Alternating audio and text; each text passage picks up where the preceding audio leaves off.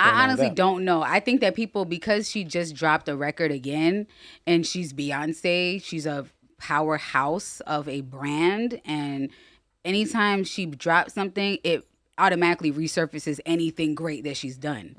I was experiencing burnout, which burnout came from the pursuit of trying to get this project done. But the song that I was telling you about, Ring, which my friend and my producer, Anthem, gave to me a while ago. Like, he gave me that beat a minute ago, but I really didn't know what to do with it, right? So then when he heard the references I was doing for, like, different artists, like, for instance, if I did a reference for, like, a Nicki Minaj or, like, Saweetie or Megan Thee Stallion, he's like, you actually sound good rapping. So on that record, I'm rapping. Yeah. So that's what I've been up to. Rapping. Yeah, I'm rapping. I mean, like, I'm not a rapper, but I be rapping. Yeah. That So makes you singing fast or you like rapping? No, like, I'm rapping. You spitting bars. Like, it's bars. Okay. it's Was certainly bars. Is this your first time? My first time doing it where people actually hear me and I'm doing it Where you seriously. actually I record it, because I play around. You know, we would be playing around doing freestyles or whatever. But I wasn't doing it. I didn't really think I could be a rapper, but I always wanted to rap. That's always been like a thing that I wanted to do, but I just didn't think like I could do it because I'm not like a lyricist or anything like that. Yeah. But I am an entertainer. Absolutely. So being an entertainer, you can do whatever you want, because at the end of the day, like, Beyonce's not a rapper, but she be rapping. Yeah. You never want to box yourself in. You always want to create and be different and be original. And push yourself, do something different. Yeah. So that's what I've been working on. And I had that sitting for a minute while just getting my life together, because truthfully, 2020 was a hard year for a lot of people. But I truly think that because of just the space I was in mentally coming off of putting out my EP, because y'all don't know this, but 2 weeks before I did the interview with y'all, I wanted to quit music completely. Oh, no, I know this. Yeah. So when I did, right. So when I said what I said in the last interview, I was legit like about to quit. And once again, my friend Anthem talked me off the cliff. Oh, did he talk you out last time as well? Yes, he talked me out. It was the same time. He talked me out of like quitting completely, because he was just like, you would be doing yourself and the world a disservice if you don't do it, because clearly you're supposed to be doing it. And then I just was like, fine, you're right. Okay, God is speaking through you, trying to get to me. So I'm just going to go ahead and surrender and just give and push this one last time, put my best foot forward, and not let any external factors stop me and rob me of my destiny. So here I am. Okay, then. And since that time, you done locked up too. Yeah, you see what I'm saying? Last time I had the 4 locks. This time, it's really from my head. It's really my dreads. Yeah. Dreadhead City, Palm Beach. What inspired that? What inspired you to start that journey? I know that's a long journey. It wasn't like an intentional lock journey, because like I think that if I was to do like a real lock journey, I probably would have cut my hair off and started from scratch.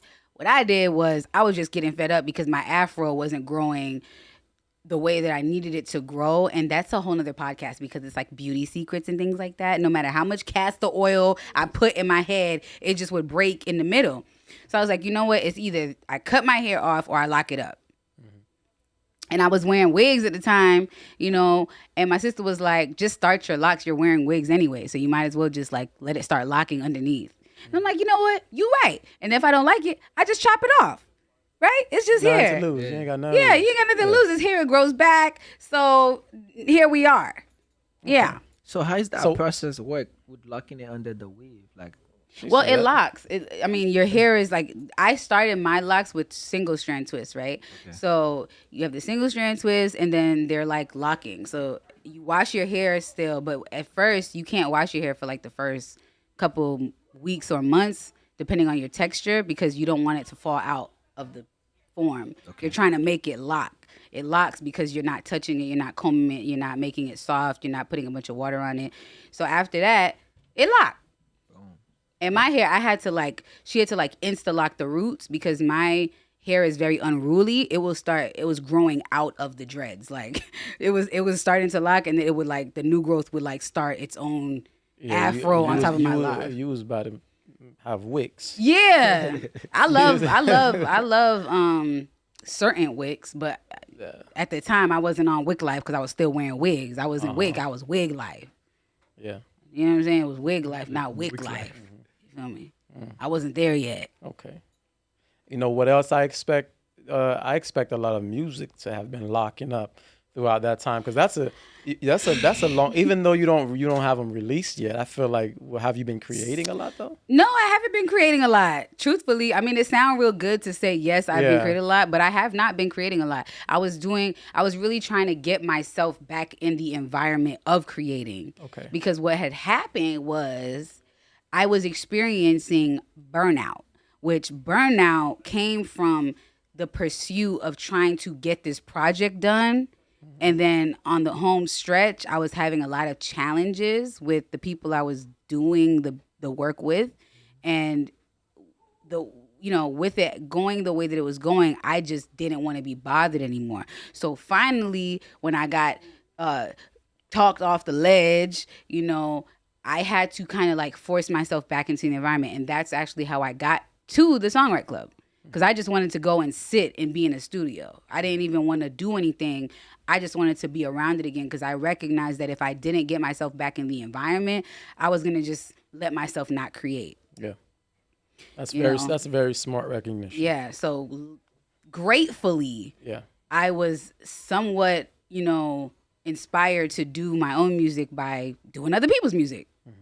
So thank God for having different talents, because if I wasn't able to write, I wouldn't have even thought about going there, And truthfully, I had imposter syndrome being there, because I'm like, everybody here be writing all the time. I don't really write that much. I can write, but it's not like a thing that I would be like, I'm a songwriter. It's like, if I need to, I'm a write. But it wasn't something that I was like carrying like a torch, like, yes, I am a songwriter, I'm a singer, I'm a dancer, I'm an artist, and this is what I do. Yeah, you just want to get yourself in that environment. So so when I went there, inspiration being around other musicians as well. Exactly. And when I went there, I actually did contribute to the record. And I was like, okay, this ain't bad. Like, this is actually no pressure.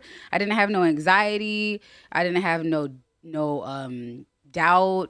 Like, the imposter syndrome kind of went away because it was fun, And a lot of times when you're trying to like make it, quote unquote, make it in the industry or try to break into the industry, you get really lost in sometimes. I can only speak for myself. I got lost in just the politic aspect of it and like shit that really don't matter when it comes to being an actual artist. Mm-hmm. It's very much separate from being like in the music business. Yeah. They don't give two shits about you as an artist. Nobody does. It's about what they see. So nobody knows that you're dealing with a lot of mental health issues. Nobody knows what your financial situation is. Involved. Nobody knows that you live in a double life trying to be an artist and trying to survive, and you're constantly going back and forth saying to yourself and asking God, like, is this what I'm supposed to be doing? Because it feels like I'm getting a lot of pushback here, and it's just a part of the process. But the process gets tiring, and people really don't talk about it a lot. Especially on podcasts like this, where you're supposed to make yourself seem like you're already there. Like, I am not ashamed to say I am not all the way there yet, but I'm definitely on the right path. Oh, absolutely. Yeah. We don't welcome that type of energy. We want you to be as truthful as possible with what you got going on. And I know that's not the marketing savvy thing to do. Right. Like, that's not what everybody else does. But that's what I encourage. Yeah. And I know. Well, you've always been putting yourself, whether I'm sure you want to credit that to God, as you have always. Always. But you've always found yourself in position that a lot of artists I know dream of being in. For example, dancing with Beyonce, which is something that's going viral right now again. Mm-hmm. So, can you explain how that's going viral again? Listen, I honestly don't know. I think that people, because she just dropped a record again, and she's Beyonce, she's a powerhouse of a brand, and anytime she drops something, it automatically resurfaces anything great that she's done. Mm-hmm. So like, fans have always been infatuated with the idea of meeting her or dancing with her or performing for her. A lot of her fans are artists. A lot of fans are dancers. A lot of her fans are some kind of a creative or just somebody who is really a naturally creative person. They may not be pursuing it, but they have an air or Right. they have the ability. So when someone like me gets on there, people wonder, they're like, how did you get Yeah. on there? You know, so then they're like on there like the girl in the white, really it's pink, but they're like the girl in the white, she killing it. Oh, she ate, she left no crumbs and pa and ha ha ha.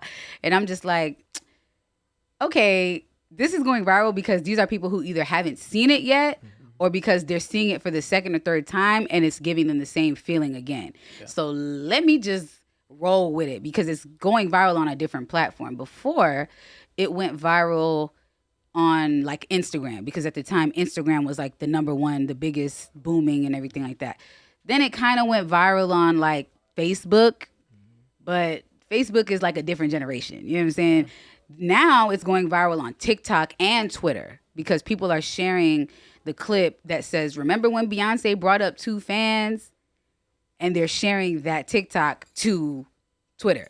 Okay. So that's how it was going viral. Who created that that TikTok? Do you know? It was I think it was a Beyonce fan page. Okay. Because I think the page is like Beyonce on Beat or something like that. You know, you got thousands of fan pages and they're not the only ones who reposted it. It just happens to be the one that people are like going crazy on. Like, but because people send me messages like every couple of months, like, is this you? You know, because I had a blonde mohawk back then. So that's how people recognized me before as Radical Phoenix with the blonde mohawk and and she's dancing and she's entertaining and she's doing music. So now to have dreads and stuff like that, people either recognize me because they remember when it went viral the first time in 2016 or they're just hearing from somebody else who tagged me that it's me and whatever. So my cousin texts me like, you going viral again. And I'm like, okay, let me go over there and see why. So Are you big on TikTok right now? no, I'm not. Like I really need to be more on TikTok. But I got like so far, it's not that many. Like I think I got like 200 more followers, but I really wasn't using TikTok. So for me, it looks like a big thing, but to somebody else, in the sense that are you like on TikTok a lot, like creating? I'm about to be. Shoot, I don't have a choice. Being on all these different platforms, like we need to, as artists, not be in our heads so much. Like I'm a very much like a perfectionist in a sense because I'm Virgo rising or whatever, just like Beyonce and Michael Jackson. So, so I have what's called great perfection. people to be in the conversation. Okay, but I'm not a Virgo. I'm a Libra, but Virgo rising. So I have some of those characteristics, I believe, that are paralyzing sometimes. Like as an artist, trying to be perfect or trying to make sure something looks good or a certain way. When sometimes you just gotta say fuck it and just let shit roll because that's what tends to do the numbers anyway. Yeah, and that causes a lot of friction. I feel like. Yeah. As for an artist, when you starting to lose that sense of passion for the music or passion or loving what you do and you have all these other things interfering with it. Yeah, or why are you even doing it in the first place? Like, why are you even on TikTok in the first place? That's what I think be getting to me. So it's like, you know, you're trying to keep up and and everything moves so fast and it does give you anxiety. Like it's given me anxiety and I've had to just like completely just not looked at it at all. So sometimes I might be late replying to people's comments or their DMs and it can be a lot. And I'm not even on like a level that it's bombarding me yet, you know? Yeah. So we gotta be able to take our time and just realize that you're on your time. Like I have to tell myself, I'm on my time. Yeah, I'm on my time. I don't have to go with whatever is happening right now. At the end of the day, if it's been given to me, I am in control. Like those are the things I have to affirm to myself because it's easy to forget. And you'll start to think like, oh, I'm not here because, you know, I'm not doing enough. And it's like, sometimes you are doing enough, but that's just the way it is. There's something called algorithm. Like right now, the algorithms suck. It don't matter how great your content is. You're not going to get the numbers you're looking for. So just do that shit, you know, do it your best ability, put your best foot forward, be consistent, and remember your why. I have to constantly remind myself of why I'm doing it in the first place. Like, because you lose sight of it, getting lost in the sauce and trying to do what you think is going to get the most likes or the most views or the most plays. And it can be too exhausting. We call ourselves city, but we global. And everybody that has a voice is allowed to be vocal.